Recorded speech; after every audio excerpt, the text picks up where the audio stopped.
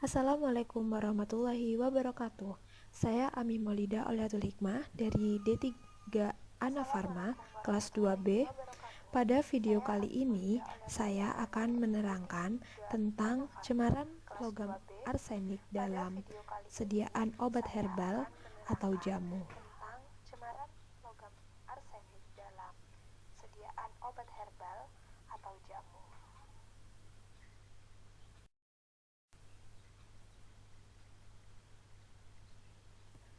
Dari judul besar yang akan saya bahas kali ini, yakni tentang cemaran logam arsenik dalam obat herbal, kita akan membahas tentang beberapa topik. Di antaranya, yakni adalah latar belakang dari analisis arsenik dalam jamu, alasan ditambahkannya arsenik dalam obat herbal, kasus-kasus yang terjadi di dunia tentang penambahan arsenik dalam obat herbal, bahaya dari arsenik bagi kesehatan, analisis arsenik dalam obat herbal, pengetahuan umum tentang arsenik, dan yang terakhir adalah Q&A. Dari topik-topik tersebut, ada subtopik yang paling utama yang harus kita ketahui sebelumnya, yakni apa itu jamu.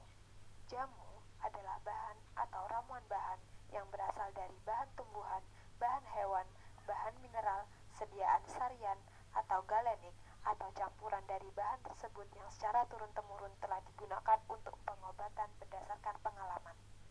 Subtopik yang kedua, yakni obat herbal yang mengandung arsen di dunia, yang meliputi obat herbal di Cina dengan kadar arsenik sangat tinggi yang berbahaya bagi kesehatan. Subtopik yang selanjutnya, yakni arsen versus kesehatan, yang menerangkan tentang dampak logam arsen terhadap kesehatan tubuh beserta gejala pada orang yang keracunan arsenik. Dan subtopik pembahasan yang paling utama selanjutnya, yakni identifikasi arsen, yang meliputi metode yang dapat digunakan untuk analisis dan identifikasi arsen.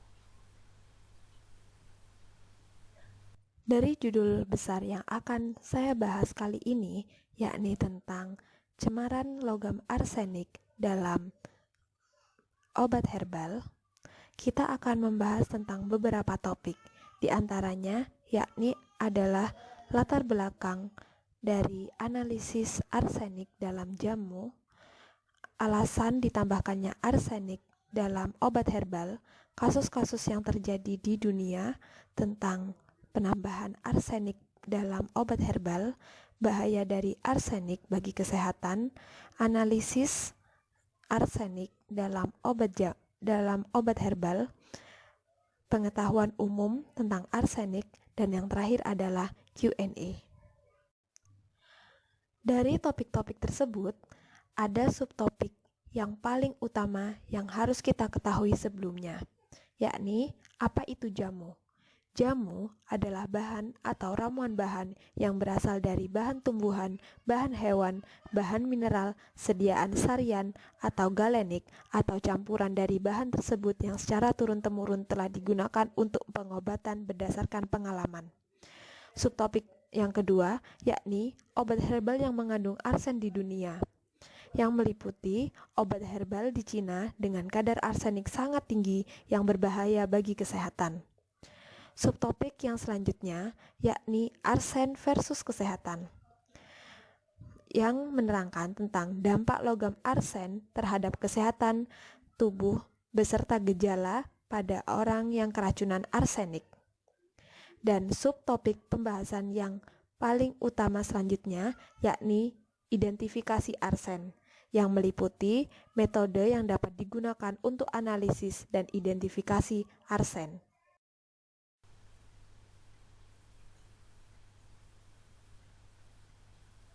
Pada section ini, kita akan mengetahui tentang latar belakang mengapa kita harus tahu tentang logam arsenik dalam jamu. Obat herbal atau jamu yang secara turun-temurun memiliki reputasi baik di mata dunia sebagai sebagai alternatif pengobatan alami dengan tren back to nature. Namun, dengan sekejap kehilangan kepercayaan penggunanya. Hal ini dikarenakan banyaknya beredar produk herbal palsu yang menjanjikan pemulihan sekejap tanpa memperhatikan keamanan pengguna. Terlebih dengan label harga murah, perkembangan pasar online membuat banyak orang berbondong-bondong menyediakan kebutuhan masyarakat. Salah satunya ialah produk herbal.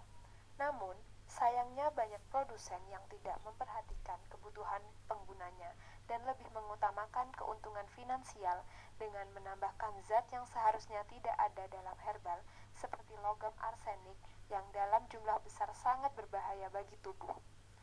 Bahkan, BPOM telah menindaklanjuti hasil laporan PMAS Post Marketing Alert System yang dilaporkan oleh beberapa negara lainnya. Hasilnya sungguh mengejutkan. Diketahui ada sekitar 100. Pada section ini, kita akan mengetahui tentang latar belakang mengapa kita harus tahu tentang logam arsenik dalam jamu. Obat herbal atau jamu yang secara turun-temurun memiliki reputasi baik di mata dunia sebagai alternatif pengobatan alami dengan tren back to nature. Namun, dengan sekejap kehilangan kepercayaan penggunanya. Hal ini dikarenakan banyaknya beredar produk herbal palsu yang menjanjikan pemulihan sekejap tanpa memperhatikan keamanan pengguna. Terlebih dengan label harga murah, perkembangan pasar online membuat banyak orang berbondong-bondong menyediakan kebutuhan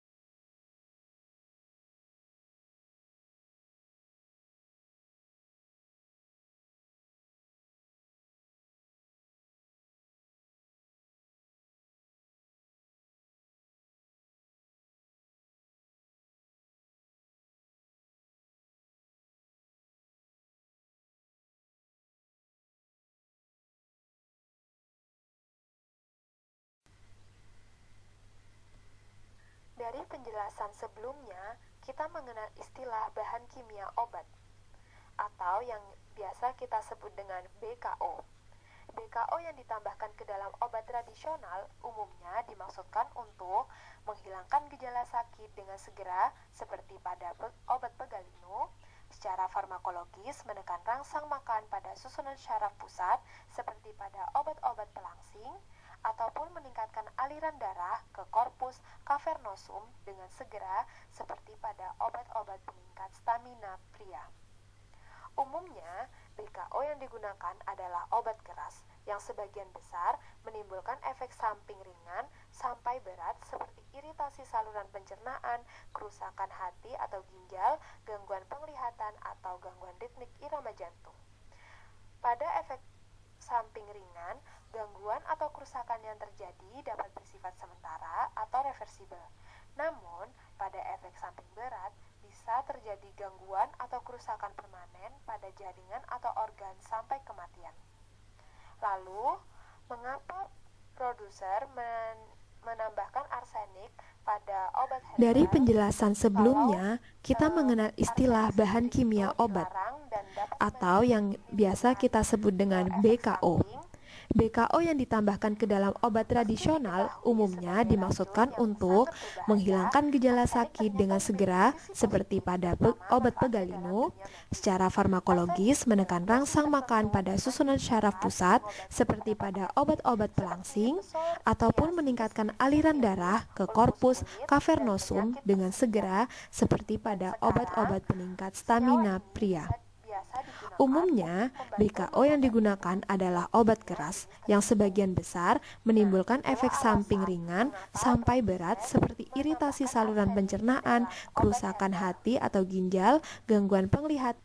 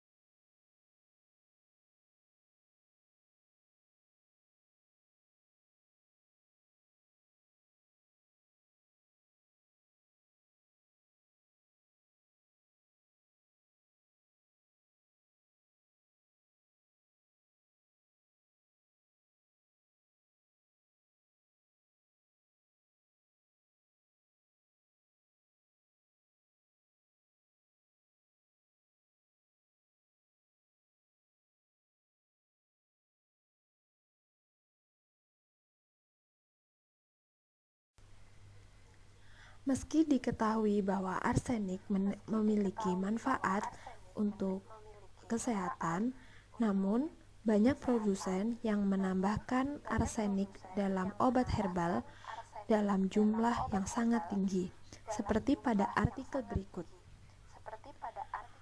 Herbal Cina menghebohkan dunia. Produk herbal bisa terkontaminasi logam berat pada berbagai tahap produksi, dari kondisi budidaya hingga pengeringan di udara terbuka. Penyimpanan dan lepasnya logam berat dari peralatan. Pada beberapa sediaan tradisional Cina, medicine atau TCM dan Ayurveda, beberapa logam ditambahkan secara sengaja karena dipercaya memiliki aktivitas farmakologis. Sejauh ini telah dilaporkan adanya kasus keracunan timbal, talium, merkuri, arsen, emas, tembaga, dan kadmium akibat penggunaan produk tersebut. Dari Kosalak 2008. Oxalate Bahkan, Heart Regulation di Inggris telah mengeluarkan peringatan bahwa beberapa obat tradisional Cina mengandung kadar timah, merkuri, dan arsen sangat tinggi. Medicine and Healthcare Product Regulatory Agency atau MHRA memperingatkan masyarakat untuk tidak menggunakan sejumlah obat-obatan Cina tanpa izin, termasuk produk yang disebut oleh Bak Fung Pills yang digunakan untuk mengobati nyeri haid. Karena kasus ini, banyak obat yang telah ditarik di Hong Kong setelah ditemukan memiliki kandungan timbal sangat tinggi di luar ambang batas yang diizinkan. Pemerintah Hong Kong seperti dikutip pada Nai Daily News Minggu tanggal 2 bulan 2 2020, obat Cina lain yang disebut Hair Regeneration digunakan untuk perawatan rambut rontok juga telah ditarik setelah sampel ditemukan mengandung merkuri 11 kali lipat dari batas yang diizinkan. Lembaga Pengawas Makanan Swedia atau Swedish National Food Agency SFNA mengatakan pihaknya telah menemukan tingkat arsenik yang sangat tinggi dalam ramuan herbal Cina yang berpotensi menimbulkan bahaya kesehatan yang sangat serius. Senyawa racun itu ditemukan dalam produk yang disebut New Huang Qian Tu Tian yang diklaim oleh penjual obat tradisional Cina dalam jaringan dapat menyembuhkan berbagai penyakit, termasuk sakit gigi, infeksi kulit, anoreksia, dan demam pada bayi. Produk itu juga dijual dengan nama India Divya Kaishore Gugul dan Chandra Prabha Fati. Dosis yang dianjurkan memiliki jumlah harian arsen organik yang pada skenario terburuk sama dengan setengah dosis mematikan, kata Liv Bus, seorang toksikologi pada Badan Pangan Nasional, Senin, tanggal 3 bulan 2. Akibatnya, siapa saja yang memakannya dapat sangat serius terpengaruh. Ini menakutkan berpikir ada perusahaan yang menjual bahan yang sangat berbahaya ini, tambahnya. Produk itu ditemukan dan dilarang dari rak-rak penjualan di Stockholm pada musim panas ini, tapi masih bisa dijual di kota-kota Swedia lainnya. Ramuan itu juga dapat dibeli di internet. Otoritas lokal di Stockholm telah mengeluarkan peringatan kepada negara-negara Eropa lainnya melalui sistem peringatan Uni Eropa. Menurut badan tersebut, pemalsuan obat-obatan tradisional Cina dengan menggunakan logam berat adalah masalah internasional yang dapat menimbulkan resiko serius untuk kesehatan masyarakat, ujar Kepala MHRA bidang kebijakan obat herbal, Richard Wardfield. Dari artikel tersebut, kita dapat tahu betapa fatalnya obat-obat ramuan Cina yang mengandung logam-logam berbahaya yang sangat tinggi, sehingga mendapat perhatian khusus dari Badan Kesehatan di Dunia.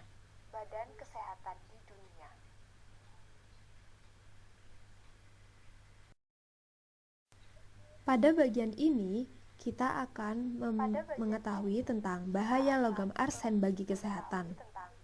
Kontaminasi arsenik diduga dapat menyebabkan berbagai pengaruh kesehatan seperti memberikan kesempatan kanker berkembang lebih cepat, iritasi usus dan lambung, penurunan produktivitas sel darah putih dan darah merah, perubahan kulit dan iritasi paru-paru, kanker kulit, kanker paru-paru, kanker liver, dan kanker limfa. Kontak arsenik dengan kadar tinggi dapat menyebabkan kemandulan, penurunan daya tahan tubuh terhadap infeksi, gangguan jantung, dan kerusakan otak pada laki-laki maupun perempuan, dan yang paling terakhir yakni dapat merusak DNA.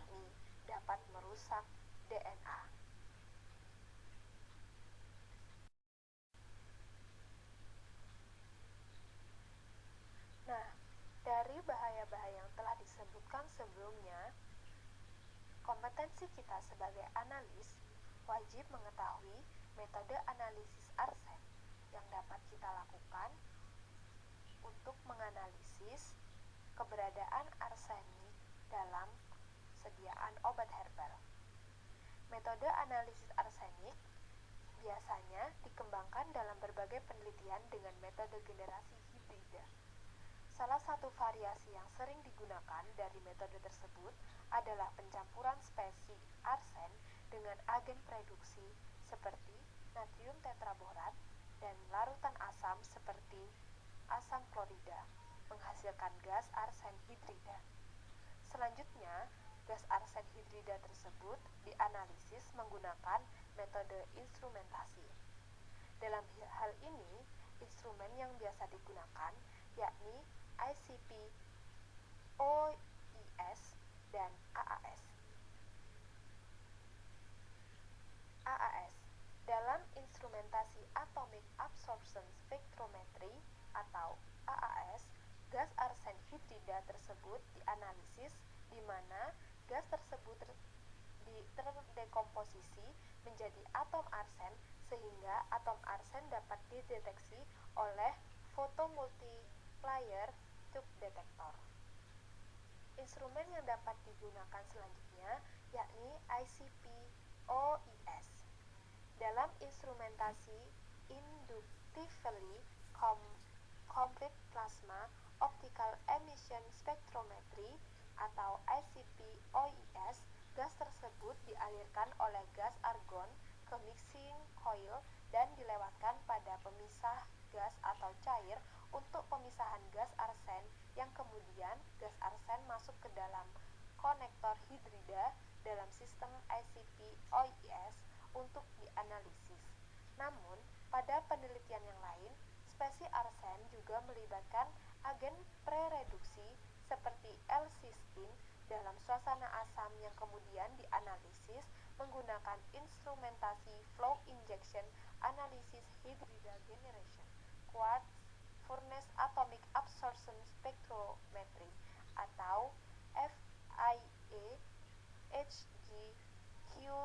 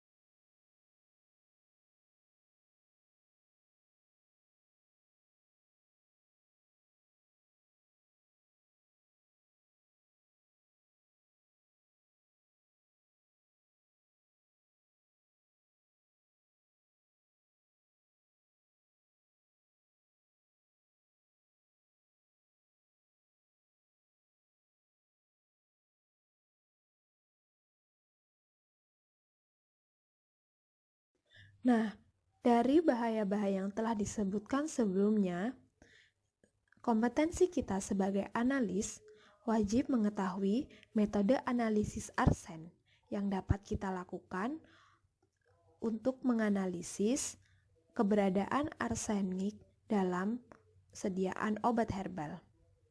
Metode analisis arsenik biasanya dikembangkan dalam berbagai penelitian dengan metode generasi hibrida.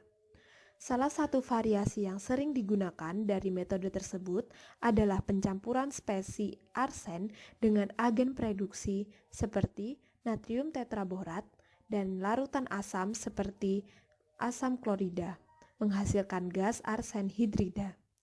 Selanjutnya, gas arsen hidrida tersebut dianalisis menggunakan metode instrumentasi. Dalam hal ini, instrumen yang biasa digunakan yakni ICP, OIS, dan AAS. AAS dalam instrumentasi Atomic Absorption Spectrometry atau AAS, gas arsen hidrida tersebut dianalisis di mana gas tersebut terdekomposisi menjadi atom arsen sehingga atom arsen dapat dideteksi oleh photomultiplier tube detector. Instrumen yang dapat digunakan selanjutnya yakni ICP-OIS. Dalam instrumentasi Inductively Complete Plasma Optical Emission Spectrometry atau ICP-OIS, gas tersebut dialirkan oleh gas argon ke mixing coil dan dilewatkan pada pemisah gas atau cair untuk pemisahan gas arsen yang kemudian gas arsen masuk ke dalam konektor hidrida dalam sistem ICP-OIS untuk dianalisis. Namun, pada penelitian yang lain, spesies arsen juga melibatkan agen prereduksi seperti L-cysteine dalam suasana asam yang kemudian dianalisis menggunakan instrumentasi flow injection analysis hydride generation, quartz furnace atomic absorption spectrometry atau FIA HGQFAAS.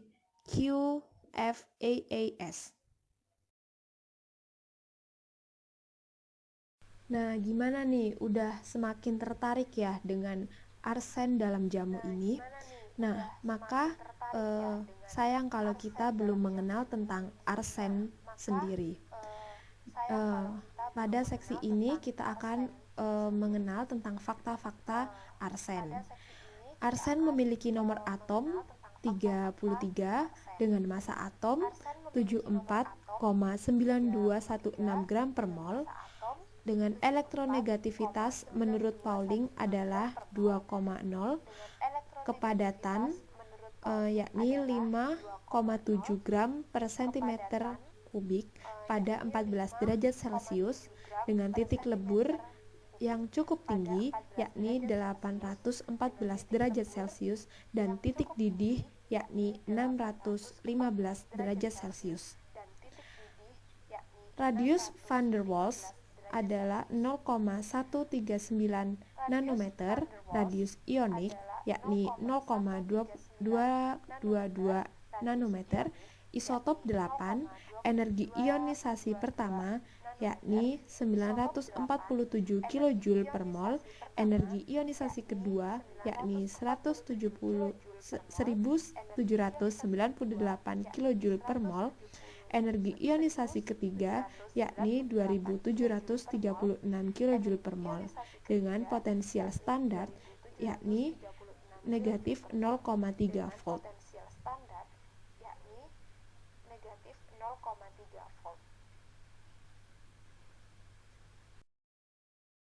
Fakta menarik tentang logam arsenik selanjutnya yakni sifat kimia dan sifat fisika yang dimiliki oleh logam arsen. Arsenik memiliki 3 bentuk alotropik yakni kuning, hitam, dan abu-abu dengan bentuk stabil berwarna perak abu-abu. Arsenik mudah teroksidasi oleh udara dan pada suhu tinggi akan terbakar membentuk awan putih arsenik trioksida. Arsenik merupakan anggota kelompok tabel periodik yang mudah bersenyawa dengan unsur lainnya. Bentuk non-logam arsenik kurang reaktif tetapi akan larut ketika dipanaskan dengan asam dan basa kuat. Arsenik di atmosfer berasal dari berbagai sumber. Gunung berapi melepaskan sekitar 3.000 ton per tahun dan mikroorganisme melepaskan metil arsenes stabil dengan volume sekitar 20.000 ton per tahun. Arsenik dapat ditemukan secara alami di bumi dalam konsentrasi kecil. Karena arsenik bersifat mobile, artinya konsentrasi besar mungkin tidak akan ditemukan pada suatu tempat. Hanya saja, aktivitas manusia bertanggung jawab untuk pelepasan lebih dari 80.000 ton arsenik per tahun akibat pembakaran bahan bakar fosil. Meskipun dikenal sebagai racun mematikan, arsenik merupakan elemen penting pada beberapa jenis hewan dan bahkan mungkin bagi manusia. Meskipun asupan yang diperlukan hanya serendah 0,01 mg per hari. Kebanyakan arsenik ditemukan berikatan dengan sulfur dalam mineral seperti arsenospirit atau ASFES. pada Relgar, pada Orpimen, dan pada Energit. Pada Relgar, pada Orpimen, dan pada Energit. Nah, dari penjelasan yang tadi sudah saya terangkan, kita sudah semakin ngerti ya tentang arsen dan cemaran logam arsen dalam sediaan obat herbal atau jamu, dan cara analisis arsen dalam jamu tersebut. Nah, pada kali ini kita juga ada section bonus, yakni section Q&A. Nah, section Q&A ini kita ambil dari pertanyaan-pertanyaan masyarakat kepada BPOM. Kita ambil pertanyaan-pertanyaan yang menjurus kepada BKO ya. Nah, di sini ada 3 pertanyaan. Pertanyaan pertama yakni, mengapa ketentuan obat tradisional di Indonesia tidak membolehkan adanya bahan kimia obat BKO, sedangkan di negara lain ada yang membolehkan? Nah, penjelasan dari BPOM yakni karena obat tradisional di Indonesia yang diedarkan secara bebas merupakan produk OTC, sehingga konsumen dapat menggunakan setiap saat bila dikehendaki. Bila pada obat tradisional tersebut terdapat BKO, maka penggunaan yang terus-menerus atau berlebih akan menimbulkan resiko yang membahayakan kesehatan tubuh. Jadi karena obat tradisional di Indonesia itu diedarkan secara bebas, tanpa ada pembatasan atau harus dengan resep dokter. Kita kan bisa tuh mengonsumsi obat-obat herbal seperti jamu tanpa resep dokter. Nah, seperti itu. Jadi kalau ada BKO-nya atau logam-logam berat seperti arsen itu berbahaya kalau kita konsumsi setiap hari. Nah, selanjutnya yakni apa yang dilakukan pemerintah melalui Badan POM dalam menindaklanjuti temuan obat tradisional yang dicemari BKO. Jawaban dari BPOM yakni bila ditemui obat tradisional yang di dalamnya terdapat BKO, maka Badan POM melakukan langkah-langkah sebagai berikut terhadap produsen. Pertama, peringatan tertulis. Kedua, penarikan obat dari peredaran termasuk penarikan iklan. Ketiga, penghentian sementara kegiatan pembuatan, distribusi, penyimpanan, pengangkutan, dan sanksi ke produsen. Badan POM juga menerbitkan public warning atau peringatan untuk menginformasikan kepada masyarakat luas agar tidak membeli dan mengkonsumsi obat tradisional yang dicemari BKO. Daftar obat tradisional yang diketahui mengandung BKO dicantumkan pada lampiran tiap-tiap public warning tersebut. Nah, seperti itu teman-teman. Jadi hukuman bagi produsen yang nakal yang menambahkan BKO pada produknya itu akan dikenai sanksi-sanksi seperti yang tadi dijelaskan. Nah, pertanyaan yang terakhir yakni BKO apa saja yang biasa ditambahkan ke dalam obat tradisional? Nah, kita tadi udah belajar tentang arsen kan? Nah, selanjutnya ini penjelasan dari BPOM. Pada jamu pegalinu sering ditambahkan BKO penghilang rasa sakit golongan analgetik. Pada jamu dengan klaim melangsingkan sering ditambahkan BKO yang bekerja pada susunan syaraf pusat untuk menekan rangsang lapar serta meningkatkan kemampuan beraktivitas. Pada jamu peningkat stamina pria, selain sering ditambahkan BKO penghilang rasa sakit, ada juga yang ditambahkan BKO untuk mengatasi gangguan disfungsi ereksi. BKO bagi disfungsi ereksi umumnya bekerja dengan meningkatkan aliran pada korpus cavernosum, tetapi sering diikuti pelebaran pembuluh darah jantung. Hal ini akan sangat berbahaya, bahkan dapat mengakibatkan kematian penderita penyakit jantung yang diberi obat jantung golongan serupa.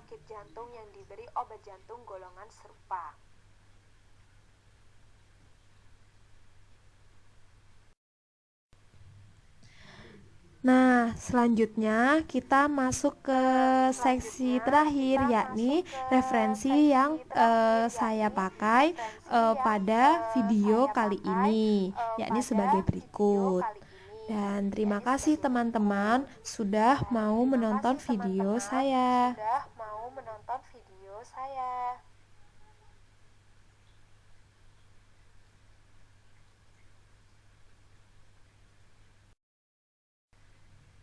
Mohon maaf bila saya ada kesalahan. Mohon maaf bila Saya saya ada akhiri. kesalahan. Wassalamualaikum warahmatullahi Saya akhiri. wabarakatuh. Wassalamualaikum